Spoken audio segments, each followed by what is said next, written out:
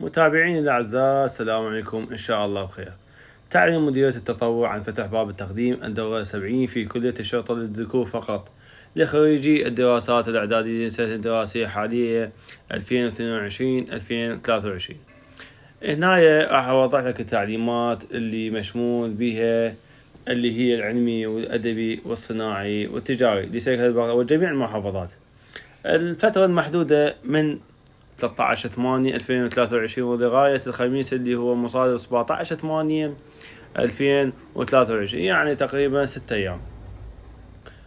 هنا الشروط اللي هم رايديها، تعرف كل زين هاي تعليمات الشروط لازم، لكن اكو بعض التعليمات ما حد يعرف بيها، اللي هي اللي معدل المطلوب شقد، اللي مواليد. هنا كاتبين لك انه العمر لا يقل عن 17 سنة، 17 ولا يزيد عن 22، يعني اللي هم مواليد 2004 لغاية 2022 تقريبا 2001، من 2001 إلى 2004 17 سنة 22، يعني هاي الأعمال مطلوبة.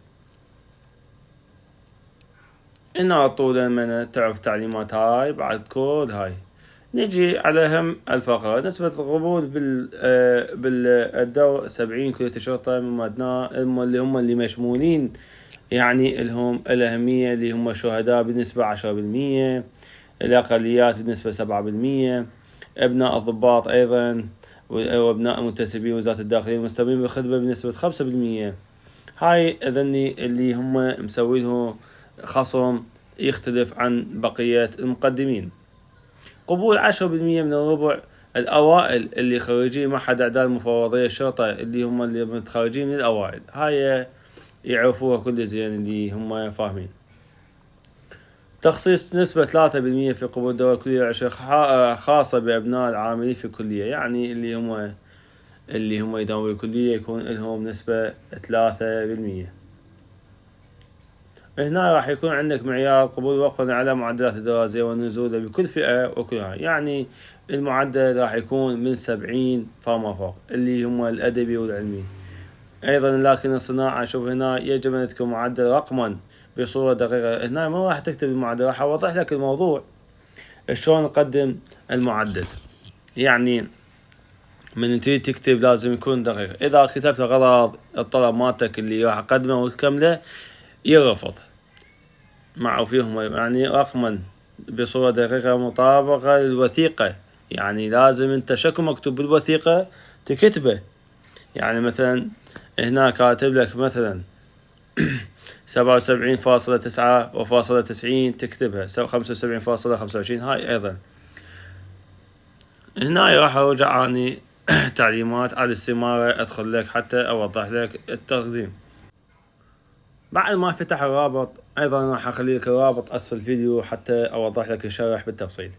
هنا تكتب اسمك الاول، وبعدها تكتب اسمك الثاني، وهنا اسمك الثالث واسمك الرابع، وتخلي هنا اللقب. بعد ما كمل تكتب جواه اسم الام واسم الام الثاني، يعني اسم الاب الام.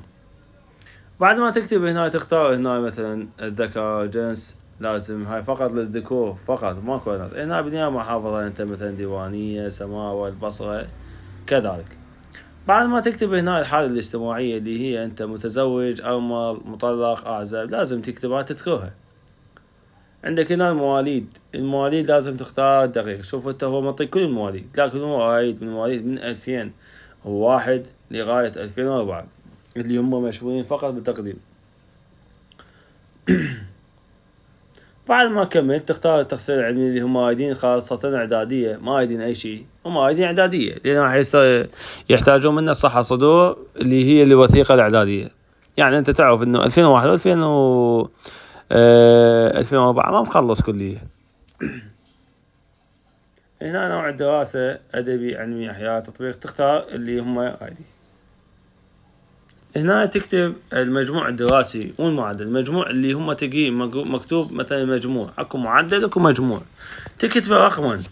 بعد ما كتب رقما مثلا نقول 77.5، تمام ماشي. راح تكتب هنا المعدل اللي هو الدقيق، يعني هناك فوق مو مجموع تخلي جوا المعدل الأساسي اللي هو تشقد مطلع كذلك. مثلا هاي تلقيها وين إذا تهت أو إذا ما عرفت، تلقيها بالوثيقة موجودة مكتوبة بالوثيقة. بعد ما تسحبها لازم أنت من تجي تقدم لازم تسحب الوثيقة على مود تعرف تتأكد إنه الرقم صحيح. هنا منطقة المجموعة شوف رقم حقيقي بخانتين عشرتين. أنا حكتب أي شي تمام. سنة التخرج اللي هي محدد لك 23 22 21 ماكو غيرها لأن هم هذول متخرجين. عندك الأقليات أنت تكتب بلا لأن أنت ماكو من ضمن الأقليات إلا إذا كنت مشمول من ضمن الأقليات تكتب. الحالة الوظيفية تكتب أنت منتسب أو غير منتسب، أعزب كذلك. هاي شوف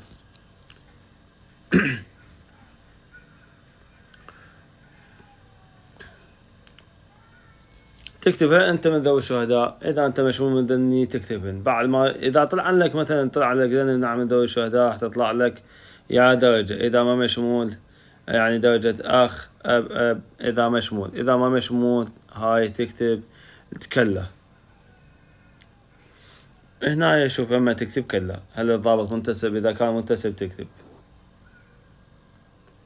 هنا يتم الحقل إذا كان الأب ضابط أو المنتسب تكتب الاسم الضابط أو المنتسب الرباعي أو اللقب. يترك فراغ إن لم يكن من أبناء الضباط المنتسب، يعني إذا ما موجود ما تكتبه، إذا موجود تكتبه. هنا اسم الأم الضابط، اسم الأم أم الأب العفو، اسم أم الأب الضابط أو المنتسب يترك فراغا من أبناء الضباط أو المنتسبين. هنا تكتب محل انتساب الأب، يعني وين منتسب، يا وزارة الداخلية الدفاع كذلك. هنا تكتب رقم الهاتف، وهنا تخلي رقم الهاتف البديل. بعد ما أكمل هنا تخلي رقم اللي هو مكتوب مثلا نقول 531004. بعد ما تطي راح تطلع لك استمارة تم إرسال طلبك بنجاح. بعد ما أكمل تطلع لك هاي الاستمارة وتحفظها. بعد ما تحفظها كمان لازم أنت تسحبها وتخزنها عندك على مود أخاف تضيع أنت موجودة عندك، لازم كنت تهتم بيها. بعد ما أكمل هاي المعلومات بالدقيقة أنا وضحت لك إن شاء الله هاي التعليمات شلون راح أقدم وشنو الشروط اللي هي مطلوبة. وحصرا لازم إنه أهم شي تخلي المعدل، لازم يكون أنت متأكد من المعدل، يعني المعدل إذا ما خليته صحيح راح يرفض طلبك ويلغي تقديمك. وأنت إن شاء الله يعني ما تريد هاي الأمور توصل هالشي. أي استفسار ومعلومة تحتاجها مني تقدر تراسلني أسفل الصفحة، أنا أخلي تعليقك وأردك على طلبك إن شاء الله. تحياتي لكم متابعيني الأعزاء، السلام عليكم ورحمة الله وبركاته.